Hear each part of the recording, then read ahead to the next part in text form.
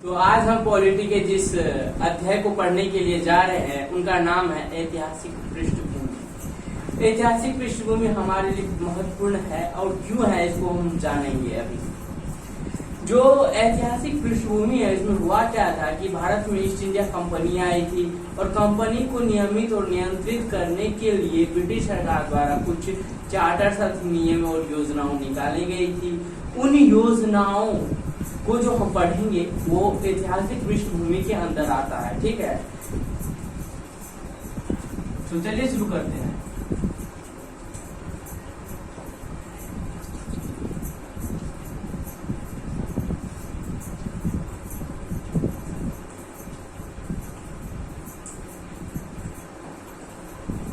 ऐतिहासिक पृष्ठभूमि,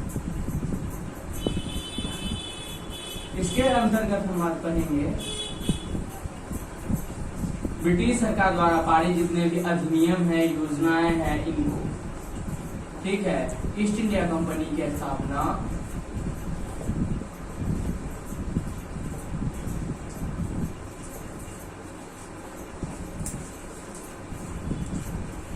स्थापना 1600 ईस्वी में हुई थी।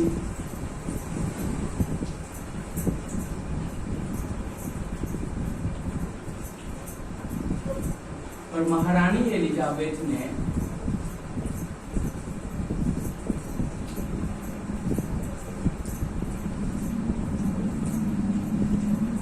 इसे 15 वर्षों का व्यापार का एकाधिकार दिया। 15 वर्षों का व्यापार का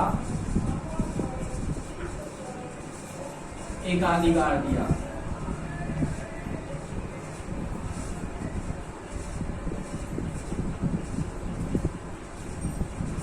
तो 16 ईस्वी में ईस्ट इंडिया कंपनी बनी थी और महारानी एलिजाबेथ ने उसे 15 वर्षों का एकाधिकार दिया। तो ब्रिटिश सरकार द्वारा पारित चार्टर्स अधिनियम या योजनाओं को उन्होंने दो भागों में बांटा। पहला था कंपनी का शासन और दूसरा था ताज का शासन, जिसे हम ब्रिटिश क्रोन का शासन भी कहते हैं। पहला क्या था? कंपनी का शासन। कंपनी का शासन और दूसरा था ताज का शासन।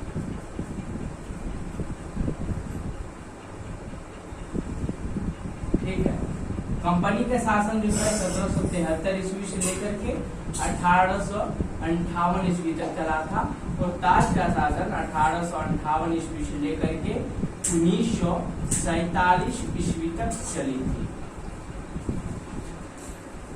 क्या हुआ था कि ब्रिटिश सरकार द्वारा पारित जितने भी चार्टर्स अधिनियम थे उसमें दो भाग बांटा गया। कंपनी का शासन यानी कि 1773 ईस्वी में पहला एक्ट निकाला गया था और 1858 में कंपनी को खत्म कर दिया गया।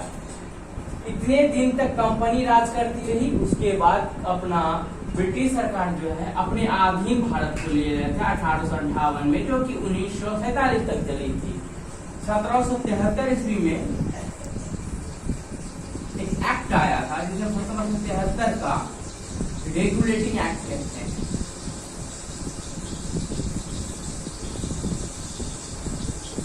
जिसे हम रेगुलेटिंग एक्ट के नाम से जानते हैं।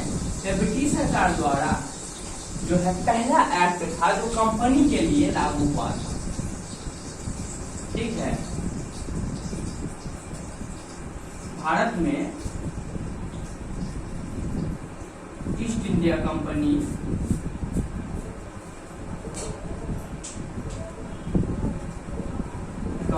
को नियमित तथा नियंत्रित करने के लिए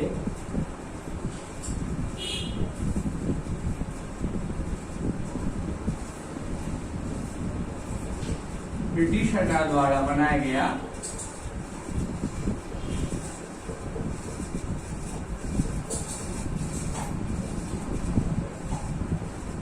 पहला अधिनियम था।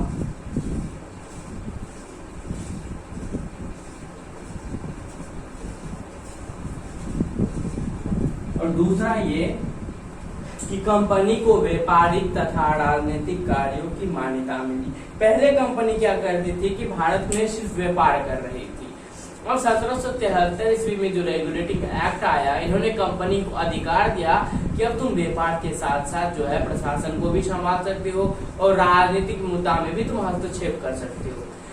तो कंपनी को एक तरीके का जो है इसमें आजादी मिली, स्वतंत्रता मिली, वह भारत में जो है राजनीतिक मुद्दों को भी संभाल सकती है।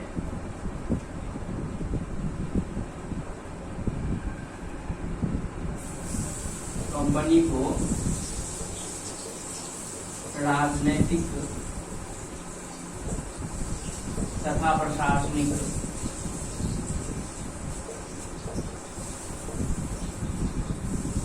कार्यों की मान्यता मिली। ठीक है, ईस्ट इंडिया कंपनी के। हाँ, तो आपने देखा कि ईस्ट इंडिया कंपनी की स्थापना 1600 ईस्वी में हुई थी और महारानी एलिजाबेथ ने इसमें 15 वर्षों का व्यापार का एकाधिकार दिया। तो ब्रिटिश सरकार द्वारा पारित चार्टर्स, अधिनियम या योजनाओं को हम कितने भाग में बांटते हैं? 2 भागों में। पहला क्या था? कंपनी का शासन, और दूसरा क्या था? ताज का शासन। कंपनी की शासन की शुरुआत हुई थी 1773 ईस्वी में। पहला एक्ट जो था ब्रिटिश सरकार द्वारा, वो 1773 ईस्वी में पारित किया गया था और 1858 आते आते इन्होंने कंपनी को ही समाप्त कर दी। ना अब कंपनी रहेगी, ना कोई कंपनी के लिए हम शासन किसी प्रकार का एक्ट बनाएंगे। और 1858 में क्या हुआ कि भारत को कंपनी से निकाल करके ताज है जो अपने अंदर ले लिया। ब्रिटिश क्राउन भारत को अपने अधीन कर लिया था। ठीक है, 1773 ईस्वी में पहला एक्ट अधिनियम पारित किया गया था जिसे हम रेगुलेटिंग एक्ट के नाम से जानते हैं। भारत में ईस्ट इंडिया कंपनी को नियमित तथा नियंत्रित करने के लिए ब्रिटिश सरकार द्वारा पारित किया पहला अधिनियम था। इस अधिनियम के द्वारा कंपनी को क्या मिले? एक अधिकार मिली जिससे वह प्रशासनिक तथा राजनीतिक मुद्दों में हस्तक्षेप भी कर सकता है। उसके बाद आता है 1781 का संशोधन अधिनियम। 1773 हो गया, उसके बाद हम आगे बढ़ते हैं 1781 का अधिनियम की तरफ।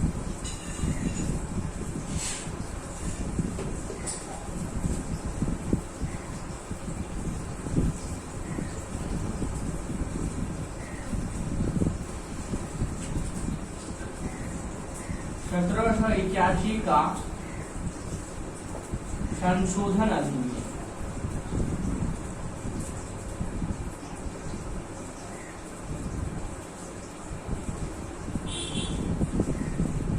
अब ये क्यों पारित किया गया? क्या काम था इसे पारित करने का? 1773 ईस्वी में हमको पता है ना कि एक एक्ट आई थी, एक अधिनियम आई थी जिसे हम 1773 के रेगुलेटिंग एक्ट के नाम से जानते हैं। उसमें कुछ विशेषताएं भी दी गई थी और ये विशेषताएं क्या थी उसको पहले बताएं। 1773 के रेगुलेटिंग एक्ट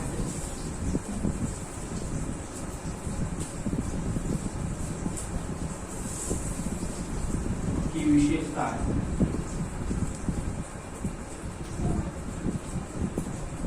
पहला क्या हुआ था? बंगाल में जो गवर्नर था, बंगाल के गवर्नर को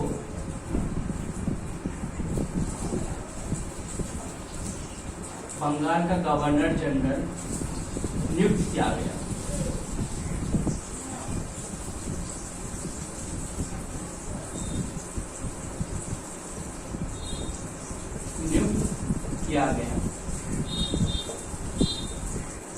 तथा उसकी सहायता के लिए 4 सदस्यीय कार्यकारी परिषद का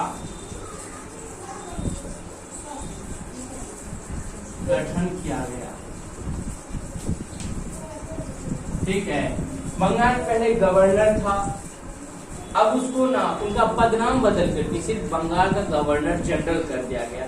तथा उसकी सहायता के लिए एक परिषद का गठन किया गया, जिस परिषद में किसी भी प्रकार की सहायता गवर्नर जनरल को मिल सकती थी। ठीक है। तो दूसरा बात यह था कि मद्रास तथा मुंबई प्रेसिडेंसी को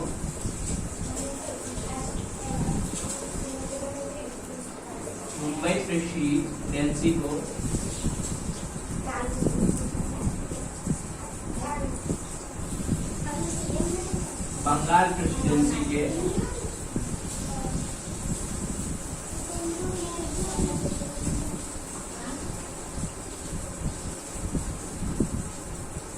अधीन कर दिया गया।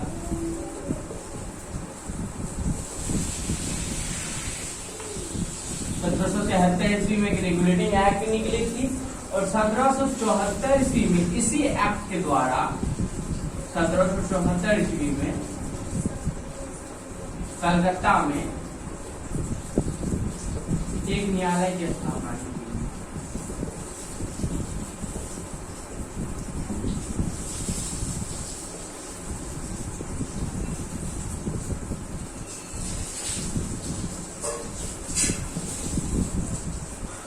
और चौथा तो ये था कि कंपनी में जितने भी कर्मचारी थे उन्हें भारत में निजी व्यापार करने के लिए मना कर दिया गया था कि अगर आप कंपनी के लिए काम कर रहे हैं तो आप भारत में अपना निजी व्यापार तो नहीं कर सकते हैं और किसी भी प्रकार का उपहार तो नहीं ले सकते हैं। ठीक है। कंपनी के कर्मचारियों को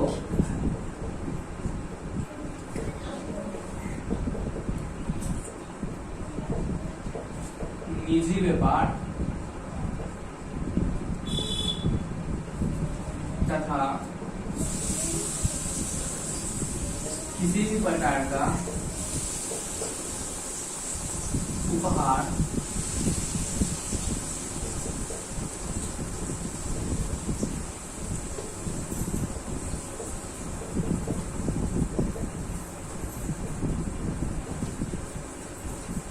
लेने से मना कर दिया गया। 1773 में रेगुलेटिंग एक्ट निकली, उसकी यही विशेषताएं थी। बंगाल के गवर्नर को बंगाल का गवर्नर जनरल बना दिया गया। उसके बाद मद्रास तथा मुंबई प्रेसिडेंसी को बंगाल प्रेसिडेंसी के अधीन कर दिया गया और 1774 ईस्वी में कलकत्ता एक न्यायालय की स्थापना की गई और जितने भी कंपनी के कर्मचारी थे उन्हें निजी व्यापार करने के लिए उन्होंने मना कर दिया। ठीक है। उसके बाद हम चलते हैं 1781 के संशोधन अधिनियम की तरफ। संशोधन किया गया 1881 में, क्या कारण था? 1781 का संशोधन अधिनियम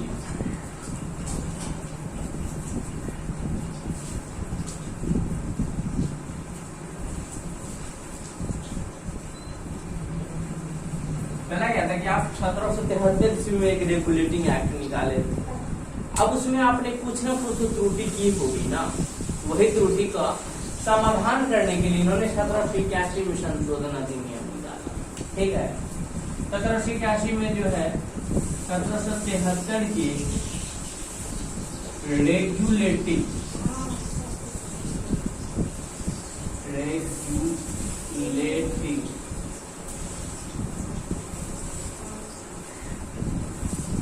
एक्ट के त्रुटि को दूर करने के लिए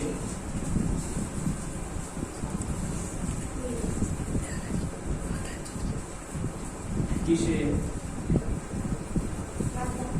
पारित किया गया। आपने 1773 ईस्वी में रेगुलेटिंग एक्ट निकाली थी, उसमें कुछ ना कुछ खामियां रह गई। अब खामियां रह क्या गई थी? 1774 में उन्होंने एक न्यायालय की स्थापना की थी। ठीक है। अब कंपनी के जितने भी कर्मचारी थे उन्हें लगने लगा था कि हम न्यायालय के अधीन हो गए, हम पे न्यायालय का दबदबा बढ़ने लगा। अब कंपनी के अधिकारी अपने आप को स्वतंत्र नहीं मानते थे। उन्हें लगा कि भैया हमको ना अब इससे आजादी दिलवा दो। तो 1781 में उन्होंने एक अधिनियम निकाला कि जो अब गवर्नर जनरल तथा उसके काउंसिल को न्यायालय के क्षेत्राधिकार से मुक्त कर दिया। अब ना इस 1781 के संशोधन अधिनियम को बंदोबस्त कानून के नाम से भी जाना गया था। क्या जाना गया था? बंदोबस्त कानून को। बंदोबस्त कानून, सेटलमेंट एक्ट। उसके बाद क्या होता? गवर्नर जनरल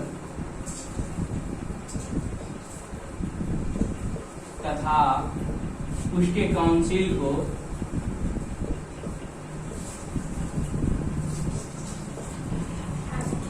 न्यायालय के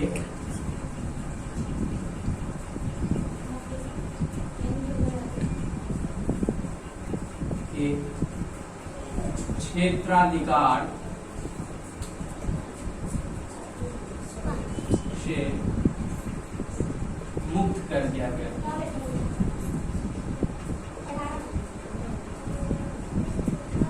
अब गवर्नर जनरल जो है अथवा उनके जो काउंसिल है वो अब न्यायालय के अंतर्गत में नहीं आएंगे। और दूसरी बात, राजस्व संबंधी मामले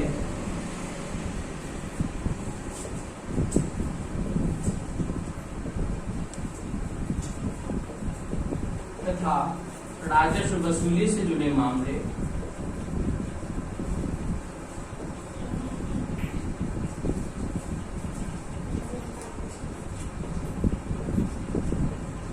को न्यायालय के क्षेत्राधिकार से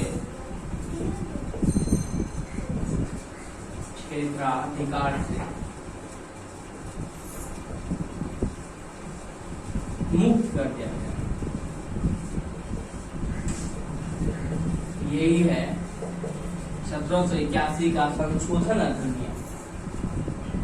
1773 में एक न्यायालय की स्थापना हुई थी और गवर्नर जनरल तथा के काउंसिल या कंपनी के अधिकारियों को लगने लगा कि हम जो यहाँ पे कुछ गलत करेंगे तो शायद हम न्यायालय में कुछ भी हो सकता था उनके। तो उन्हें लगा कि नहीं, हमको न्यायालय के क्षेत्राधिकार से इन्हें बाहर कर देना चाहिए। न्यायालय को उन्होंने बता दिया कि भैया आप ना अपने क्षेत्राधिकार में ही रहो, अपना अधिकार से बाहर मत निकलो। अब कंपनी के जितने भी अधिकारी हैं वो आपके अधीन नहीं रहेंगे, ठीक है।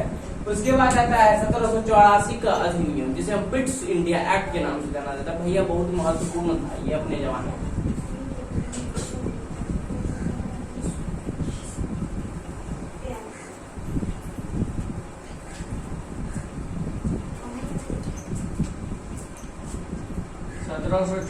का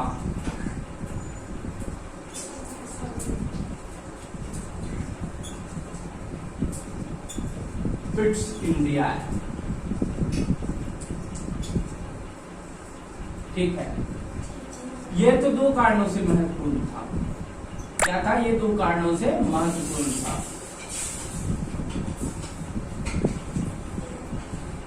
पहला क्या था कि भारत में जो कंपनी थी उन्होंने भारत में कुछ क्षेत्रों पे अपना कब्जा जमा लिया था।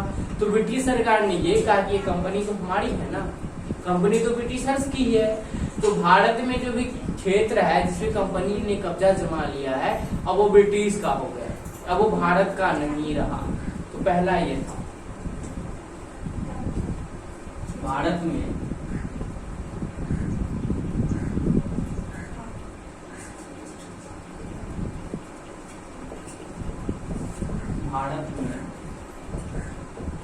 कंपनी के अधीन क्षेत्रों को